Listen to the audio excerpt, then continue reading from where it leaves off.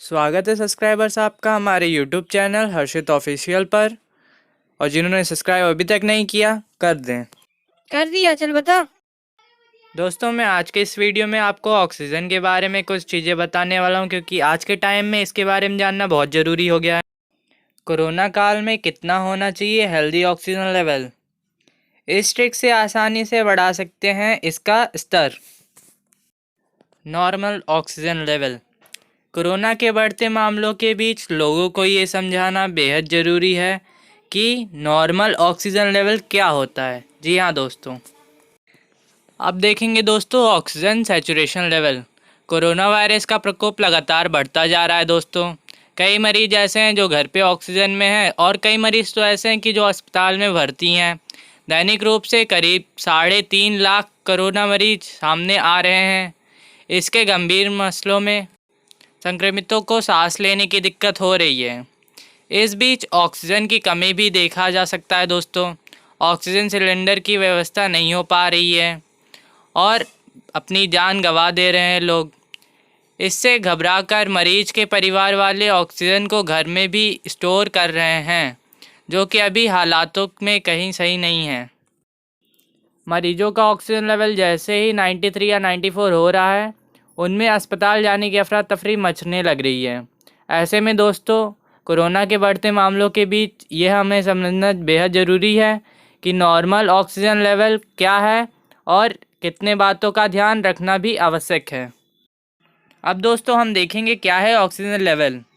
Blood cells में oxygen की मात्रा को परसेंटेज के आधार पर नापा जाता है। शरीर में रेड ब्लड सेल्स यानी कि आरबीसी अनुपात के बेसिक पर कोई ऑक्सीमीटर शरीर में ऑक्सीजन सैचुरेशन का परसेंटेज में बताता है।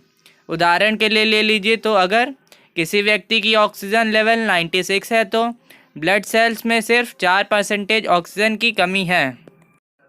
अब दोस्तों हम देखेंगे कि कितना होता है एक हेल्दी मनुष्य का ऑक्सीजन लेवल। एक्सपर्टों द्वारा दोस्तों हेल्दी मनुष्य का ऑक्सीजन लेवल जो बताया गया है वो है 95 से 100 तक के बीच का। 95 से कम ऑक्सीजन इस बात की ओर संकेत देता है दोस्तों कि फेफड़ों में कोई समस्या उत्पन्न हो रही है। वहीं अगर ऑक्सीजन लेवल 92 या 90% होता है तो ये डॉक्टर से जल्दी संपर्क करने की बात बन जाती है। अब दोस्तों हम देखेंगे कैसे करें ऑक्सीजन लेवल चेक।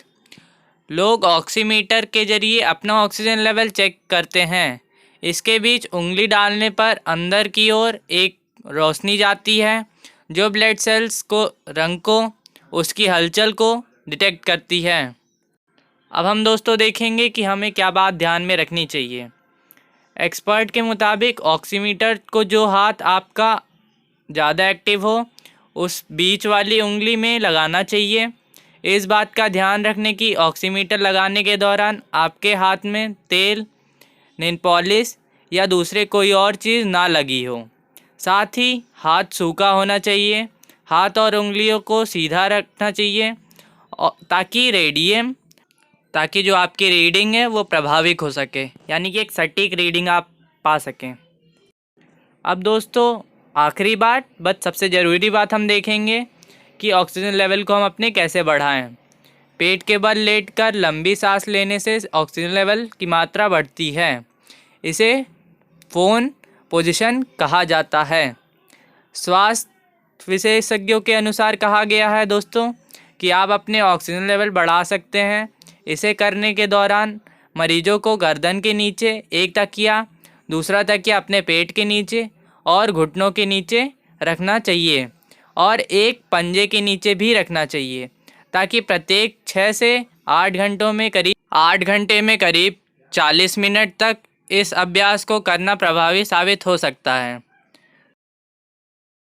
तो दोस्तों ये थी कुछ बातें ऑक्सीजन के बारे में जो कि आपके लिए लाभदायक हो सकती हैं। थैंक यू दोस्तों।